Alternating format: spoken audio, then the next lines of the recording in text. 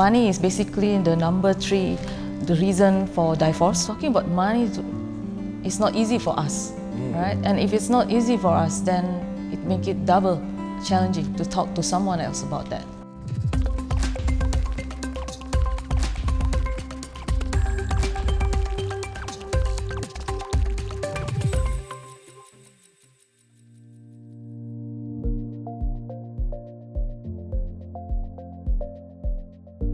Hi, you're watching Teatime Tuesday. I'm Rashan Gidwani. Ever discuss the finances with your partner? It can be tricky. How important are these types of conversations, and how does it affect a couple's planning for the future? Joining me to discuss this today is Desieree Makelew, a trained psychologist who is passionate about working with individuals on their self-development. Hi, Desieree, welcome to the show. Hi, Rosha, thank you. Let's get to it. So, Desieree, in your experience, you may have come across couples in strained relationships. Is money a common issue that you observe in most couples that come to you? Based on my experience, around 30 to 40% of the couple that comes is the conflict revolve around money. What is the significance of money in relationships, and what is its impact? Money is basically, or financial satisfaction is positively correlated with relationship satisfaction. Yeah, I guess, unfortunately, I can't really find more in terms of Singapore context. But I think in terms of US context, money is basically the number 3, the reason for divorce. 40% have a so-called regular money issue conflict in their relationship. Yeah, so I guess it is something that's quite important. Yes, quite vital to the stability and health of a relationship. Yeah. Okay, but discussing money may be difficult in relationships. In the first place, it's not something that's very comfortable to talk, even for ourselves. Yeah, I guess, for example, at work, asking for a raise is something that is just not easy, right? And if it's not easy for us, then it makes it double challenging to talk to someone else about that, right? All right. If couples don't discuss money, what are the implications? I think what we call financial infidelity is about trying to hide how much we earn from our partner. Also, probably how much we spend on certain things. Yeah, as well as if we lend money to our friends, to our family, and we try not to say. Yeah, so all these things is basically, if it's accumulating, it can be bring up so-called a resentment in the family. During one of the session, the issue is about ordering of furniture. And I guess for her, it's more about something that make our house beautiful. Right. Right. But she know how important money to her husband. Yeah. And because of that, she's not going to disclose it. I see. But it's not, the intention is really pure. She's not trying to hide anything because she's thinking from the concern of how the husband will feel about it. So, do they make it through? It's a difficult question to answer because first of all, therapy or counseling is a continuous. Yeah, It's a journey. Journey, yes, agree with it's a journey. So, subsequently, of course, they came with other issue as well. I see. And it's still in the process, so I'm not really sure whether it's just because of the money or because other personal stressor. Yeah, because sometimes how our work stress can affect our relationship as well, or family stress, or many other, even health stress. Okay, so there's many other factors that play a role.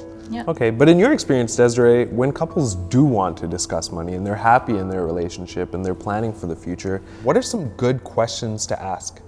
I feel that 2 questions at least. The first one is about goal or life dream. Okay. Yeah. So by knowing what our goal and life dream, actually it can help us to at least know what our needs. Yeah.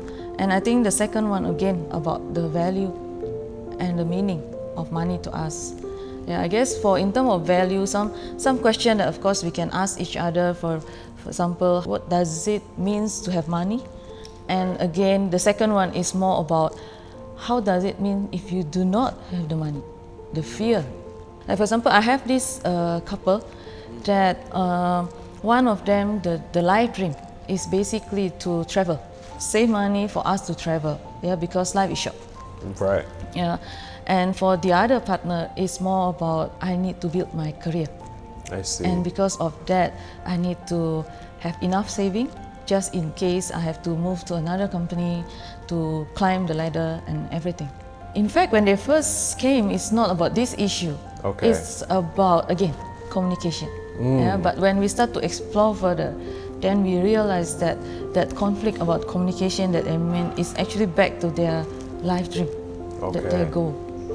Let's move on. Some couples are married, some aren't, and some may be planning to do so. Have you noticed that conversations about money are different depending on the status of a relationship?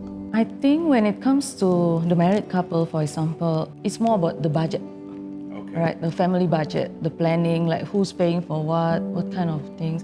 But I guess for those couple that may be thinking of getting serious, I guess the conversation more about the potential debt, for example, because once you want to settle down, there's more things, more commitment. So Desiree, we're about to wrap up. One last question. Do you have any advice on how to approach money for couples who are just starting out or have yet to settle down into a household? Okay, I'll use this acronym CHOICE because I believe that all of us have choice in life. Yeah. So the first C is basically clarity. So clarity means that we are clear of where we want to go, which direction we want to go. Yeah. Then the H is basically honesty. Not only necessarily honest to your partner, of course that's important, but it's also honest to yourself, right? What you want. And again, there's no right and wrong about that. And then the third one is openness. Right. Yeah, being open to see what is our partner bring to the relationship in the context of money, of course, right? The value, the view about money. And then the I is basically about identify. So identify our needs, our partner needs, and of course our needs together. Yeah. Again, back to the traveling, right? Right. Yeah, the needs of traveling or the need to career, climb the ladder. Yeah. And the next C is basically connectedness. Okay. Yeah. And again, the connectedness to ourselves as well. And because I feel that if we are not connected to ourselves, it's very challenging to connect to others. By connecting to yourself, you know when you need to step back, when you will start to be emotionally charged. I see. And once we emotionally charged, it will not help the conversation. Right? By connecting to ourselves, we know that, okay, this is time for me to step back of the conversation so we can achieve our goal of the conversation. Okay. Yeah. And the last one is basically E as empathy. Yeah, because it's not easy at all to feel empathized to what's my partner come from.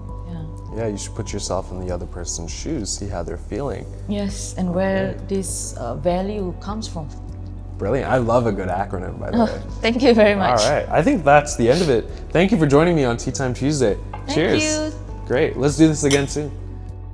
Desiree and I talked about how money can build or break your relationship. Stay tuned for our next episode, which will feature more insights and analysis. I'm Rashan Gidwani, and you've been watching Teatime Tuesday. Please like and subscribe for more. See you again.